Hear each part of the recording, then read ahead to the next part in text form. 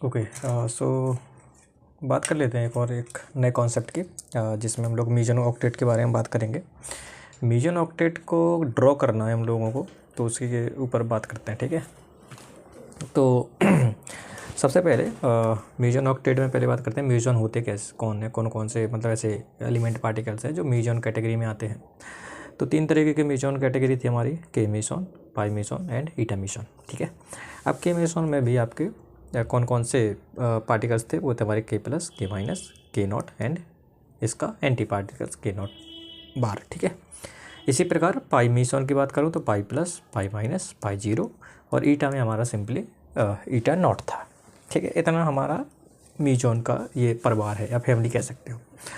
अब इसमें क्या है कि जब हम मीजन ऑक्टेट बोलें या फिर आगे भी हम लोग डिस्कस करेंगे मीजन ऑक्टेट, है ना, ऐसी चीज़ें डिस्कस करेंगे, तो उसके लिए हम लोग क्या करते हैं, सिंपली ये रिप्रेजेंट करता है एक ग्राफ जिसमें स्ट्रेंजनेस वर्सेस थर्ड कंपोनेंट की बात होती है। तो एक ग्राफ है बिटवीन स्ट्रेंजनेस एंड I3 की बात। तो सबसे पहले तो हमको S और आइसोस्पेन I3 के बारे में पता होना चाहिए कि इस फैमिली में जो पार्टिकल्स हैं उनकी कैपिटल S और I3 की वैल्यू क्या क्या होती है। सो पहले बात करते हैं स्ट्रेंजनेस की बात करते हैं। तो हम लोगों ने देखा था कि स्ट्रेंजनेस उन पार्टिकल्स के लिए डिफाइन होता है जो स्ट्रेंज होते हैं, या फिर कह सकते हैं कि जिनका प्रोडक्शन स्ट्रॉन्ग इंटरेक्शन से होता है, ठीक है। तो इसमें हम लोग वैल्यू भी हम लोग याद कर चुके थे कि भाई एस की जो वैल्यू है वो हमारी +1, 0, -1, -2, -3 हो सकती है, ठीक है। अब इसमें आप एक चीज़ देखिएगा कि हमारे मीजन कैटेगरी में है, तो मीजन कैटेगरी में कौन कौन सी वैल्यू हो सकती है एस की। तो हमने देखा था कि एस की वैल्यू हो सकती है +1, एस की वैल्यू हो सकती है -1 और एस की वैल्यू हो सकती है 0। अब एस की वैल्यू -2 और -3 अगर आपको याद हो थोड़ा बहुत, तो वो बैरोन वाली कैटेगरी में था, है ना। तो इसमें हम लोगों को सिर्फ 3 पॉसिबल वैल्यू थी कैपिटल एस की, एस = +1, -1 एंड 0, ठीक है। अब हम ये भी देख लेते हैं कि किस किस की +1 थी, किसकी माइनस और किसकी 0 थी। तो जो हमारे के मीजन थे उसमें हमारे के प्लस मतलब एस की वैल्यू +1 है, जिसमें हमारे 2 की +1 है और 2 की -1 है। क्यों? क्योंकि ये हमारे डबलेट बनाते हैं 4 मिलके, मतलब कह सकते हो कि चारों एक ही कैटेगरी में नहीं है, ये अलग अलग 2-2 कह सकते हैं कि अपना ग्रुप बनाते हैं, जिनको हम लोग डबलेट बोलते हैं, ठीक है। तो ये के प्लस बनाता है के नॉट के साथ, के माइनस बनाता है के नॉट बार के साथ। तो इसमें देखो कि अगर ये डबलेट बनाते के प्लस के नॉट, तो इन दोनों की जो स्ट्रेंजनेस होती है वो +1 होती है। इसका एंटी पार्टिकल्स के नॉट का एंटी पार्टिकल के नॉट प्राइम और के प्लस का के माइनस, इनकी स्ट्रेंजनेस -1 होगी, क्योंकि इसकी +1 है तो इसकी -1 होगी, है ना। अब हमारे पाई मीजन स्ट्रेंज पार्टिकल नहीं है, इसलिए इनकी स्ट्रेंजनेस कितनी होती है, 0 0 होती है। इसी प्रकार ईटा नॉट की भी 0 होती है। इतनी बात अगर हमारे दिमाग में आ जाती है तो हम लोगों के लिए आसान हो जाएगा ऑक्टेट ड्रॉ करना। रटना नहीं, ड्रॉ करना, समझना भी ज़रूरी होता है। तो इसमें हम लोग बात करते हैं, जब एस की वैल्यू डिफाइन हो गई तो I3 की बात भी कर लेते हैं भाई। I3 आइसोस्पेन का थर्ड कंपोनेंट, ठीक है। तो पहली बात तो आइसोस्पेन की वैल्यू पता होनी चाहिए इन मीजन के लिए, देन इसके बाद हम लोग थर्ड कंपोनेंट की बात कर लेते हैं।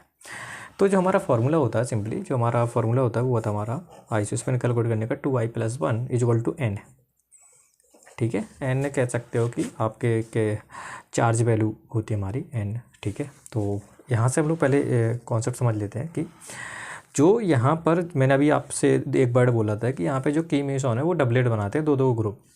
जो 3-3 ग्रुप बनेंगे उनको ट्रिपलेट बोलते हैं, जो एक ही का ग्रुप बनेगा उसको सिंगलेट बोलते हैं, ठीक है।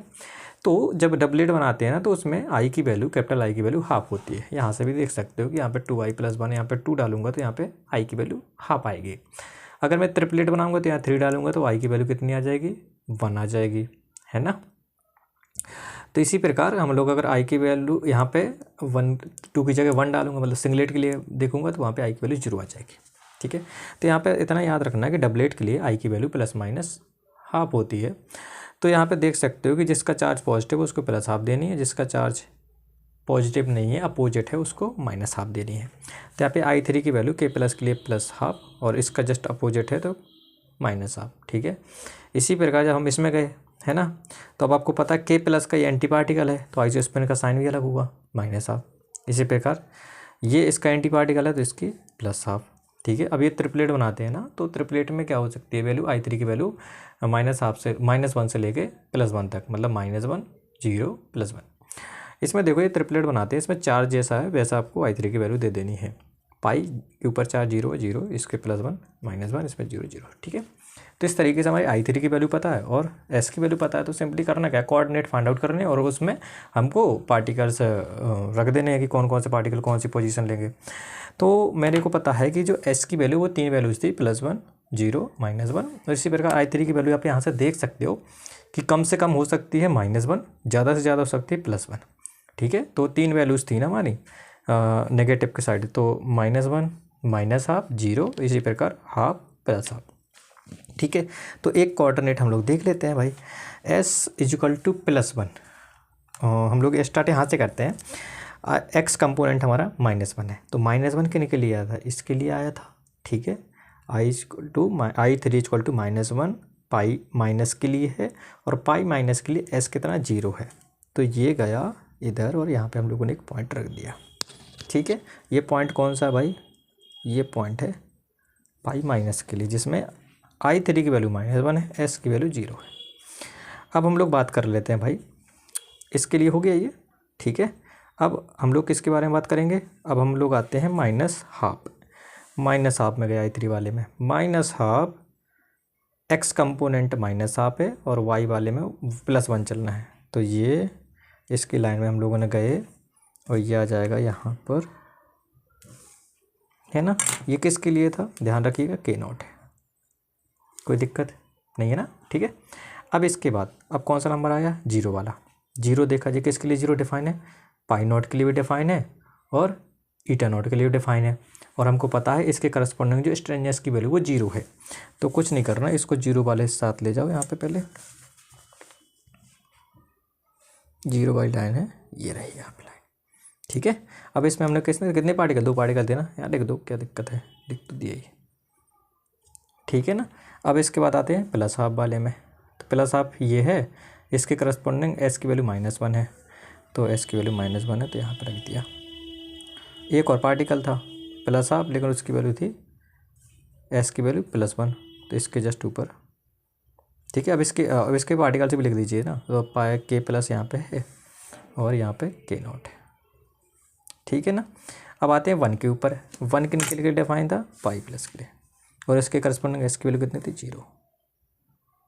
-1/2 वाला एक पार्टिकल आई थिंक रह गया था, -1/2 इसके लिए भी है और इसके लिए भी है, K0 के लिए भी था और K- के लिए था, सॉरी, ठीक है। अब मैच कर दीजिए, सबको मिला दीजिएगा।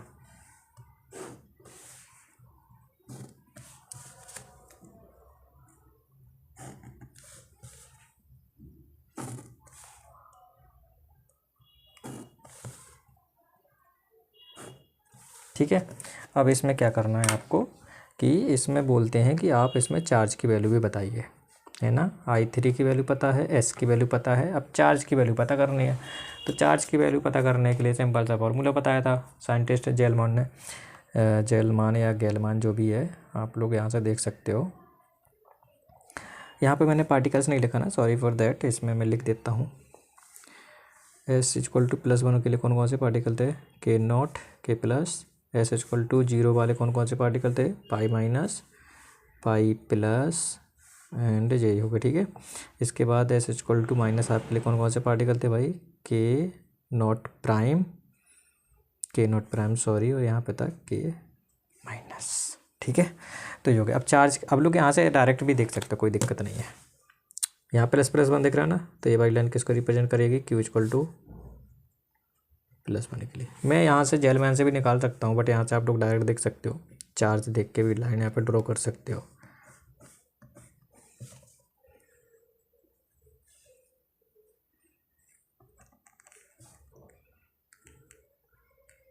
ठीक है। तो ये मेजॉन के लिए मैंने किया, आप एक बार बैरोन के लिए भी ऐसे ट्राई कीजिएगा, आसान हो जाएगा आपको समझना अगर आप खुद से ट्राई करेंगे एक बार तो, ठीक है। अगर फिर भी प्रॉब्लम आती है तो दूसरा वीडियो आने वाला है, उसमें देख लीजिएगा। Thank you and all the best.